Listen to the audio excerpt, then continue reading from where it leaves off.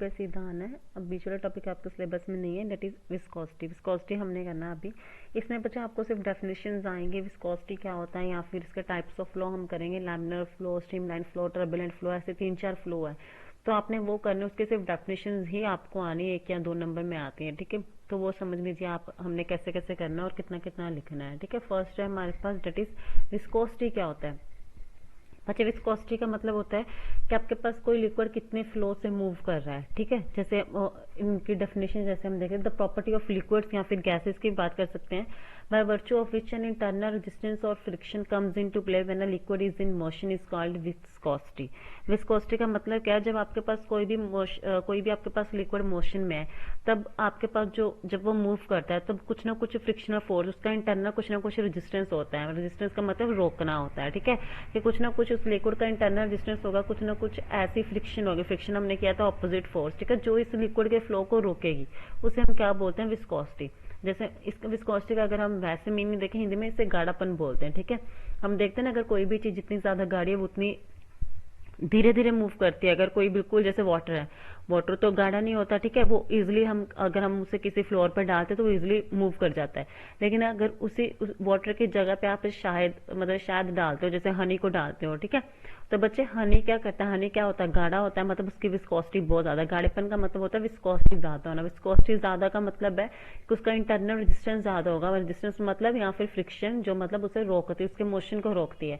तो आप कभी भी देखो, आप अगर हनी को एक फ्लोर पर डालते हो और एक फ्लोर पे वाटर को डालते हो, तो वाटर इजिली मूव कर जाता है, क्योंकि उसमें विस्कस होता ही नहीं है। विस्कस का मतलब गाढ़ापन होता ही नहीं है, ठीक है, मतलब विस्कोसिटी होती नहीं है। लेकिन जो हनी है वो इजिली मूव नहीं करता, वो धीरे धीरे मूव करता है। रीजन बीइंग यही है कि उसमें आपके पास इंटरनल रेजिस्टेंस बोल सकते हैं या फ्रिक्शन बोल सकते हैं, वो ज्यादा होता है। इसकी वजह से वो जल्दी मूव नहीं कर पाता, उसका मोशन स्लो होता है, मतलब वो ज्यादा गाढ़ापन है, मतलब उसकी विस्कोसिटी ज्यादा है, उसे हम विस्कोसिटी बोलते हैं, ठीक है। वही अगर हम इसके डेफिनेशन में क्या लिखेंगे, property of liquid bye in which the internal resistance of friction is more whenever the liquid is in motion, that is known as the viscosity। सिर्फ आपने इतना लिखना है। उसके बाद वही उन्होंने बोला विस्कोसिटी का रीजन क्या है, कॉज ऑफ विस्कोसिटी, मतलब विस्कोसिटी किसकी वजह से आ रही है। हिंदी में हम बोल देते हैं गाढ़ापन। गाढ़ापन, अगर वाटर देखो उसमें कोई गाढ़ापन नहीं है, मतलब उसमें सिंगल लेयर है।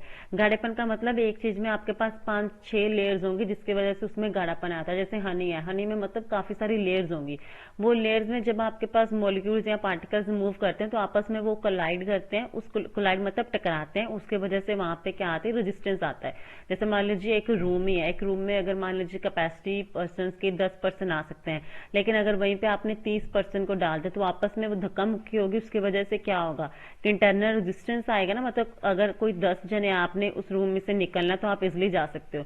लेकिन एक रूम में 30 पर्सन है और आप लास्ट पे खड़े हो, आपने रूम के एंड तक जाना है, उस रूम से बाहर निकलना है, तो आप इजिली नहीं जा सकते, क्योंकि धक्का मुक्की होगी बीच में, नंबर ऑफ पर्सन ज्यादा की वजह से, मतलब नंबर ऑफ लेयर्स ज्यादा की वजह से, कोलिजन की वजह से आपके पास क्या आएगी, विस्कोसिटी ज्यादा आएगी। तो वो कॉज ऑफ विस्कोसिटी है, वही उन्होंने यहाँ पे बताया हुआ है।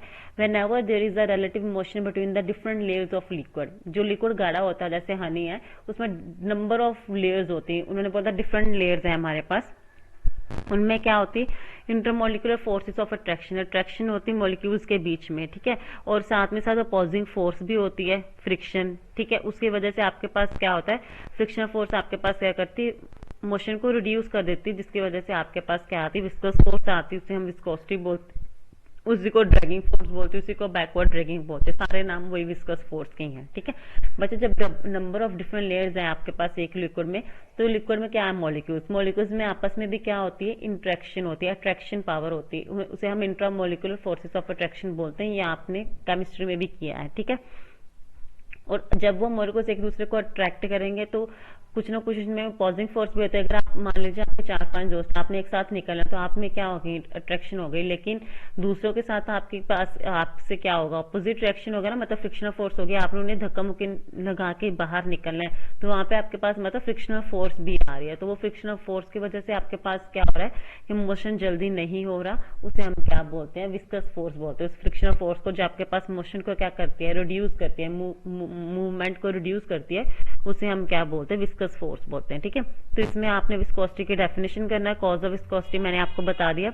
अगर 1 नंबर में आएगा सिर्फ उसकी डेफिनेशन, और आपने ये डायग्राम ड्रॉ करनी, जैसे इन्होंने लेयर 1 लिखी है ना, लेयर 2 लेयर 1,